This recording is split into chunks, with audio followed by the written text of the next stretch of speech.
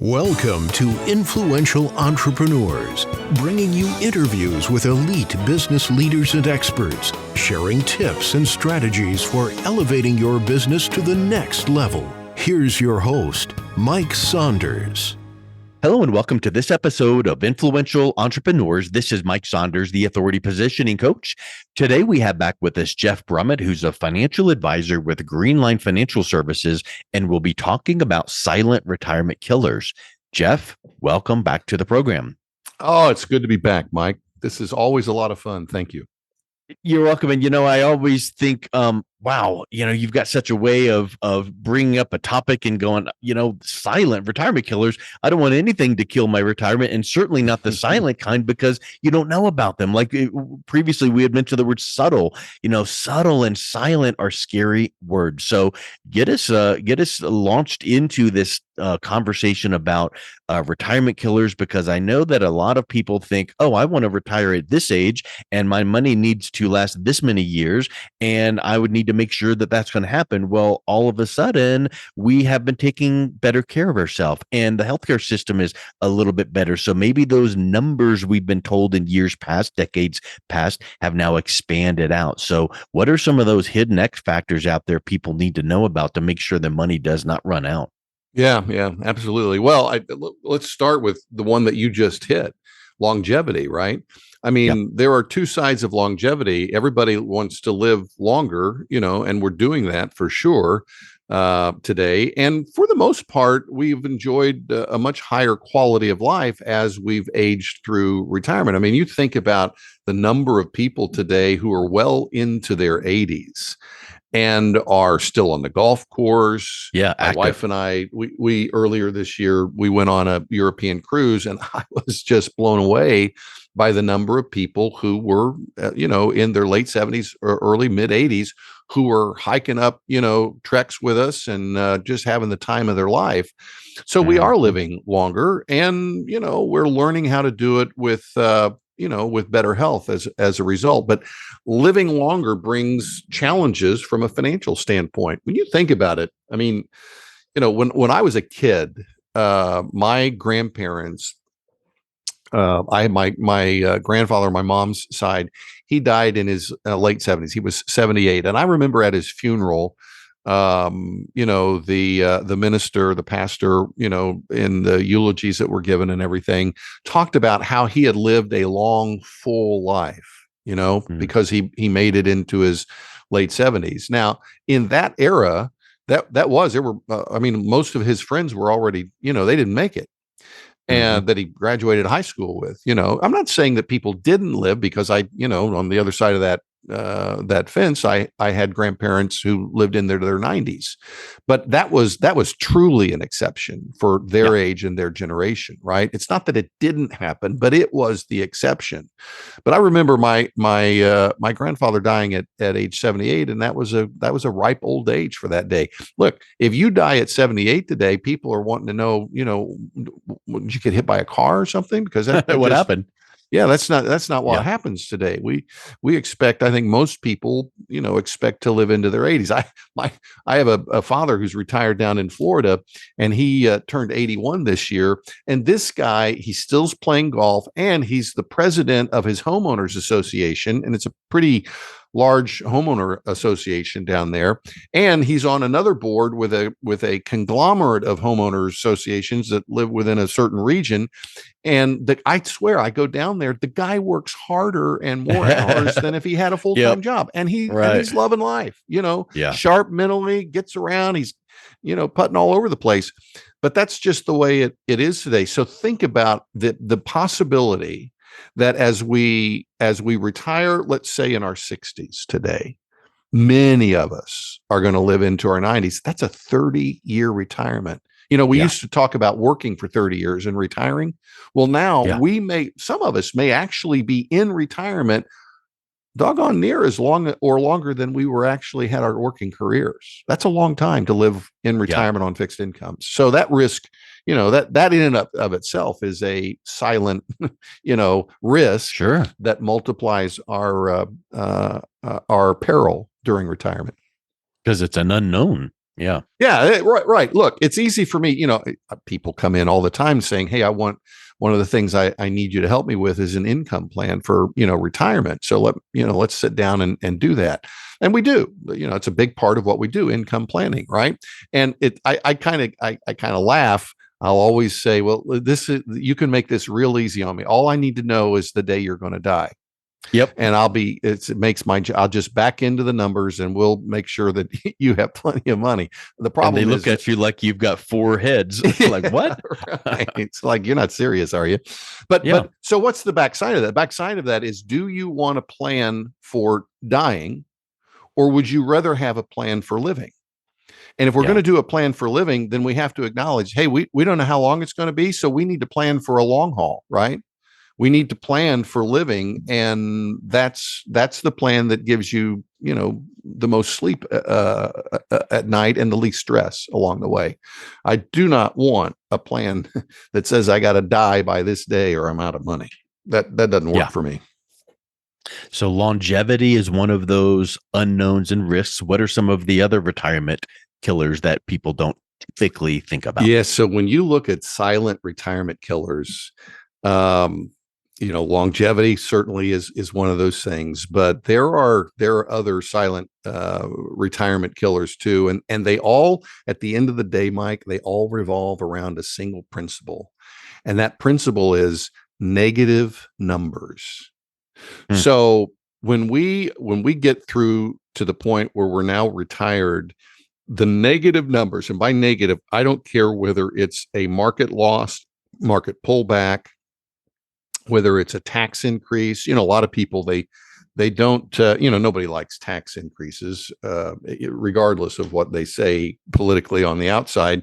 Nobody likes paying more in taxes. I mean, why? Well, because it means there's less there for me to, do the things that I want to do. And so tax increases are really, at the end of the day, negative numbers, just like a market loss. There's no difference between a 10% market loss pullback and a 10% tax increase, fundamentally and practically speaking, for the average. Because the bottom line is, it's not in my back pocket to use how I see fit. There's 10% less in your back pocket. Yeah. That's what it means. So negative numbers are kind of silent killers, because we, on the front side of retirement, we have time on our side. We're still working, we still have an income, and it's our income that's supplying our need. And so when we see market losses, for example, negative numbers there, they don't really bother. And it's not that they're anybody enjoys them, but they don't worry us. They don't bother us. They don't impact us. Why? Well, because we're not pulling money out of that account. We're not touching the money yet. Right. But once you start to touch the money, once you get to that stage in life where now you need to start touching that money, then losses become a big problem, a huge problem for us, because of the negative math involved. And so a lot of people are not trained to understand intuitively. They've always said, hey, the market will come back. Well, okay, maybe, but the difference is you're now forced to pull money out of this account. And I have I got a PowerPoint that I do for a lot of the webinars when we hold online teaching events. And the single comment that I get, probably more than any other comment, when I ask people, what was it that really struck you in the most profound way, that made you want to reach out to us and have a second conversation, a follow-up conversation? Inevitably, Mike, it is that portion of the webinar where I throw up some slides and I start talking about, the impact of having to touch the money, and how all of the math starts to flip on its head and get wacky when we look at how our portfolios perform over time, because now we're pulling money out. So that's a silent killer that a lot of people don't understand. And let me give you just an example. And it's unfortunate that we're not able to capitalize on the visual medium here, because visually it's even more stunning. But let me just walk you through a little bit of very unlikely math. Okay, so let's just present a couple of scenarios here. You're trying to make a decision on which financial advisor to hire. right? And so one of the guys that you interview with, he comes in, and this is, fictitious for illustrative teaching purpose. So work with me here, okay? So one of the guys says, look, Mike, I have this crystal ball, and it's always been right, and it allows me to see into the next 25 years or so into the future to know what the financial markets are going to do. And this is why our clients always get such a high reasonable rate of return over time in their portfolios. And my crystal ball, it says that with our strategies, the best we're going to be able to do is we're going to be able to net average after fees for the next 20 plus years, 6.1%. Now, I know you probably want more, but I'm telling you, that's the best we can do. That's the home run. Okay. And I know how to do it.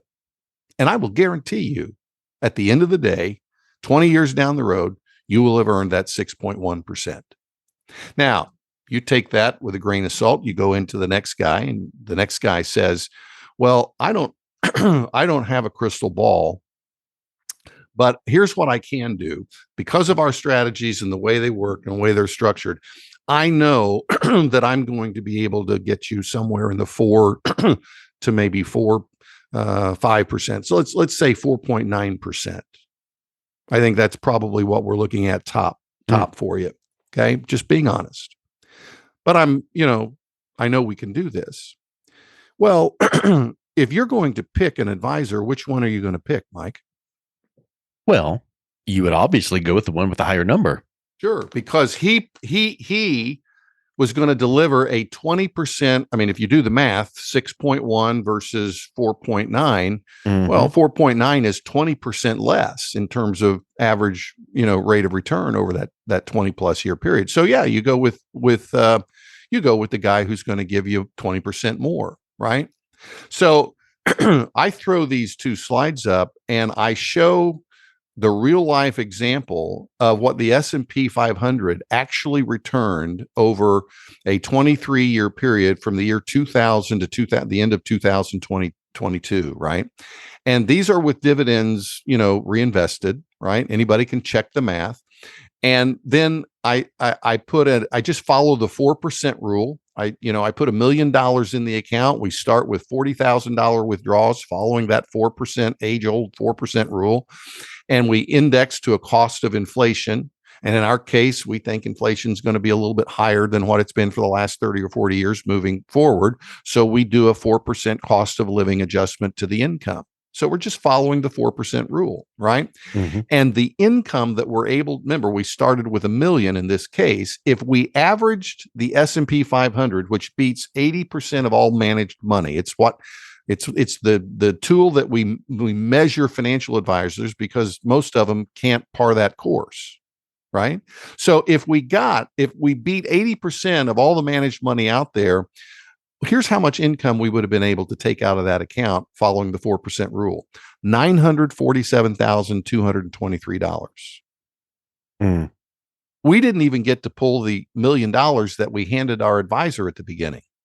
We didn't get to pull it all. We are out of money when we reach 2016. In fact, we didn't make it through that whole year because we ran out of money during that year. But our advisor, if you run it all the way out to 20 plus years, he got us what he said he was going to get. Right. That average net of his fee ends up being 6.16%. But and you might be focused on the wrong thing. We're focused on the wrong thing. Scenario. Yeah, that's right. We're focused on the average rate of return. If we'd have taken that guy with the 20% less average because of how the math works out, what he eliminated the volatility, and he never went backwards. Yeah. We never took a loss.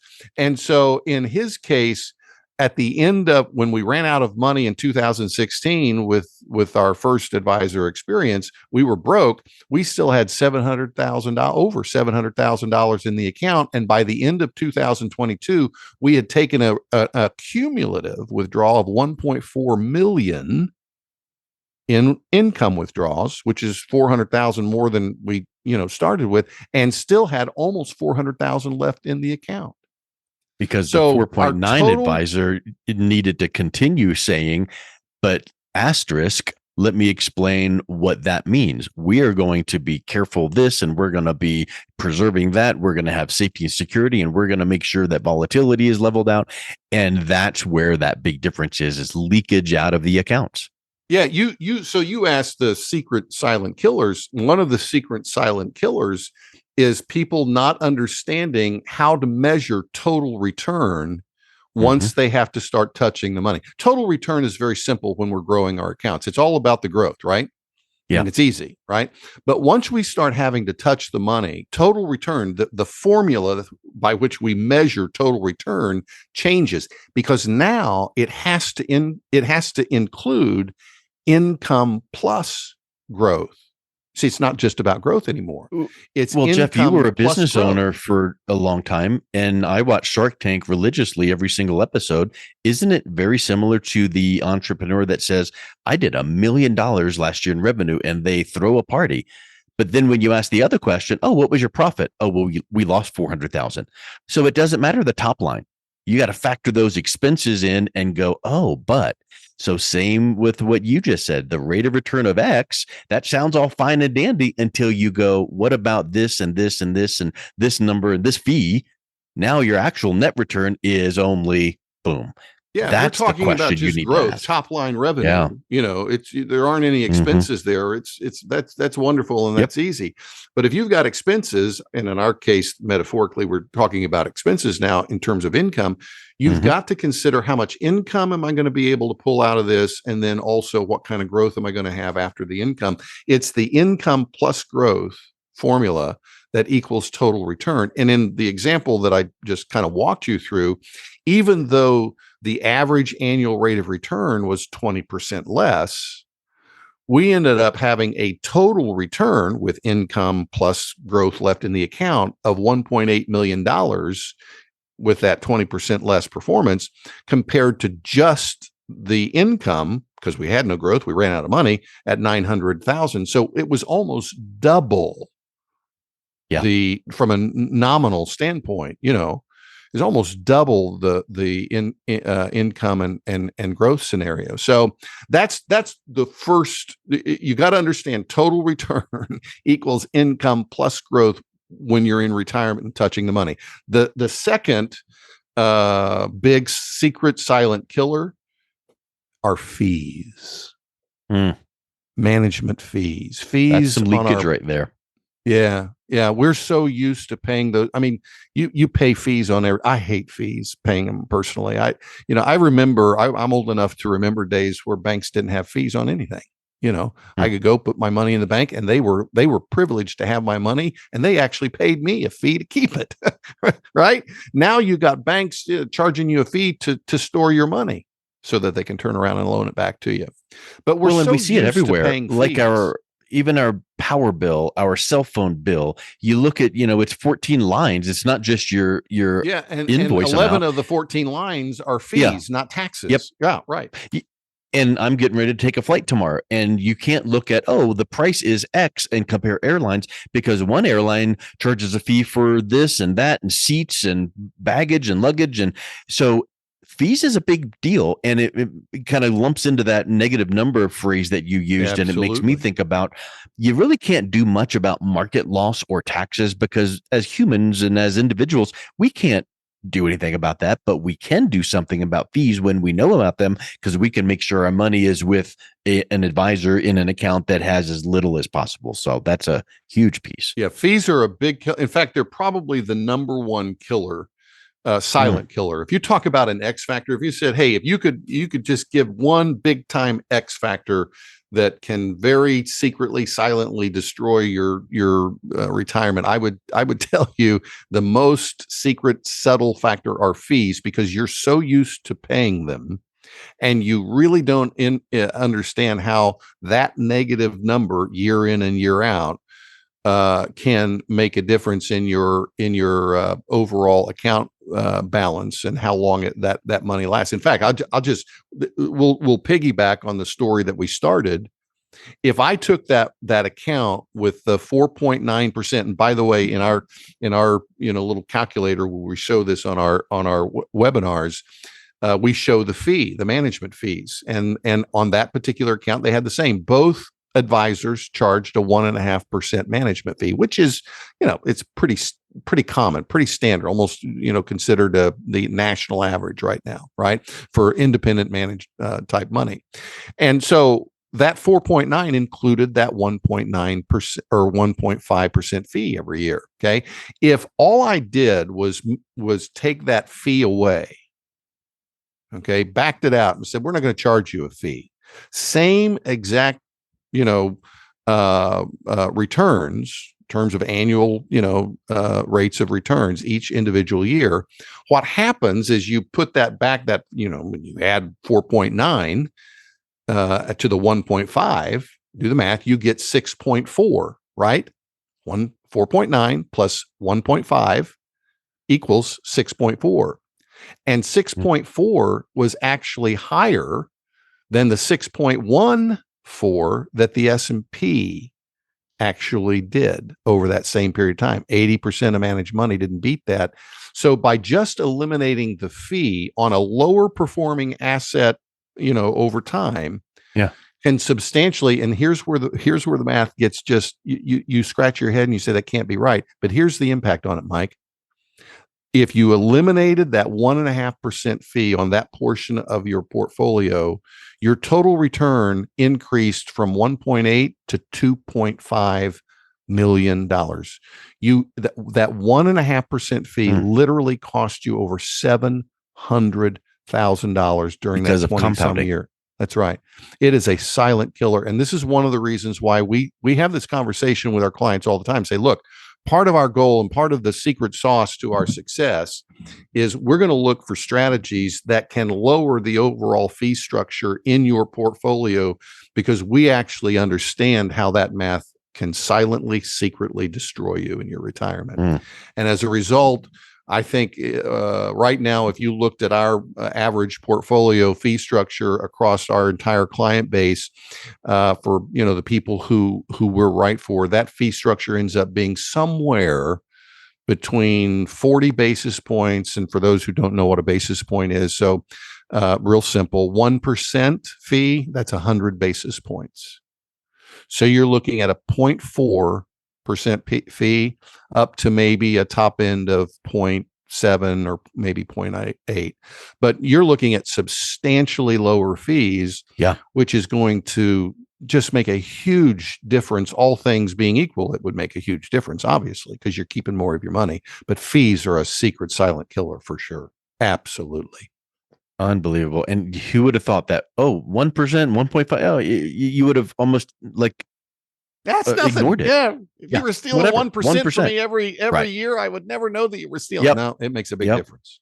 Cumulative and compounding. So any other silent retirement killers? I'm sure that we could list 437 of them, but any other main ones that you focus on with your clients? Well, taxes are a silent killer because you're used to paying those too. But again, it's a negative number. So creating tax efficient income strategies in retirement is also critically important to maximizing your success. And it's also one of those things that just like fee structure, the earlier you start these things, the more I'm talking about positive strategies, the more time they can compound in your favor. So it's important, whether it doesn't really matter which silent killer we're talking about, the sooner you address them, the better you're going to be, for sure. And I agree with that. Just like, you want as much runway as possible. And I know that we hear a lot of talk about IRA Roth conversions. So maybe briefly, let's wrap up with that, because I think that a lot of people think, but I don't want to trigger taxes right now. But is there a benefit to doing that? Yeah. So it's a great question. And I see, taxes, particularly with our debt. And as we stand today, I think our debt is projected to be somewhere between 33, 34 trillion by the end of this year. We're late into 2023, obviously, but it's a big problem. And because of the debt and the interest rates going up, everybody kind of realizes that, oh no, taxes, where are they going to go? Well, if you think they're going to go down, you're smoking something you probably not should be smoking, because the math says otherwise. I mean, just the simple math says otherwise. So tax efficiency, most people they've saved traditionally in IRA or 401ks that are tax deferred. So what in essence we've done is we've created a tax time bomb. But it's interesting. I have found I see this all the time. A lot of advisors using this tax discussion, particularly with regard to Roth conversions, right? Where not everybody actually knows this, but while you're working, you can make enough money to where you can't contribute. They won't let you contribute to a Roth, but what a lot of people don't know is that once they've got all this money in a regular IRA or a 401k, they can all of it. Doesn't matter. Bill Gates could convert his if he had one, which I'm sure he doesn't. But if he had an IRA, he could convert it to a Roth. It doesn't matter how rich you are. You can do Roth conversions. But the question is, are Roth conversions profitable? Yeah. And I see a lot of times advisors use this as a hook to bring people in, and because everybody understands the principle that a taxable dollar at the end of the day is not worth as much as a tax-free dollar, right? So it seems, hey, we got to figure out how to get you more tax-free dollars. But the truth of the matter is, and this is one of the things that we kind of walk our clients through as part of the educational process is, does it make mathematical sense? And it comes down really, Mike, to a question. Are we wanting to eliminate taxes from a standpoint of so that we as the individual pay the least amount of taxes in our lifetime? Okay. Well, probably, yeah. And sure, there are a lot of people who say, hey, yeah, absolutely. This is about me. I want to, keep more of my money. But it's very, very different if the goal for that money is not necessarily you individually paying the least amount of taxes, but you're trying to pass on the most, in terms of value to let's say your heirs, your kids, etc. And that question is it's not as clear cut. And this is the area that I see a lot of advisors they don't understand it and they don't think about it. But before we start doing a break-even analysis, and this is something that we do for all of our clients, if we're looking at tax income strategies, we want to do a break-even analysis. How long does it take us to get ahead of that curve if we do a Roth conversion? And it's going to vary from person to person, depending on their age, their tax bracket, their marginal, situations, et cetera. But it also depends on whether or not they're trying to set up their kids for the most inheritance. And sometimes Roth conversions, believe it or not, just like some of the non-intuitive math that we've discussed in some of our previous sessions when you've interviewed me, the same thing happens when you look at passing on the most money value. And I'm talking about, not paying taxes on it. There are ways that we can grow the account without doing Roth conversions if we're trying to pass on the most money to our kids that would preclude and eliminate the Roth conversion. In other words, if we did the Roth conversion and that was the goal, we'd actually hurt ourselves. So you got to pay attention to the math at the end of the day. 100%. As we've said many times, it's not just this one point of focus. It's not the rate of return, because there's a lot of extra things. It's not just the, pushing down on the seesaw because the rates went up or down. It has a cumulative effect. So as with anything, there is not one solution. There is not one cookie cutter that works for everyone. And then Jeff Brummett is just saying, next, let me set yours up. It's different. It's vibrant. It's creative. That's the fun that I'm sure you have, is working with people to say, "Ooh, given this and this and this in your situation, here's some things to think about." And then you're rolling up your sleeves and really, really putting a great plan together. So if someone is interested in learning some more about these silent retirement killers, how can they do that and also reach out and connect with you? Yeah, the best way is probably through our main website, Mike, and that is greenlinefinancialservices.com. From that website, you can get to all of our radio shows. We have a couple of different shows that air, and of course, you can even get to my calendar if you want to have a conversation with me directly. Our calendar is there. My personal calendar is there. But it all starts really with the main website, greenlinefinancialservices.com. Perfect. Well, Jeff, thanks again, once again, for coming back on and giving us your perspectives. It's been very refreshing. I appreciate your time. Always a lot of fun, Mike. Thank you.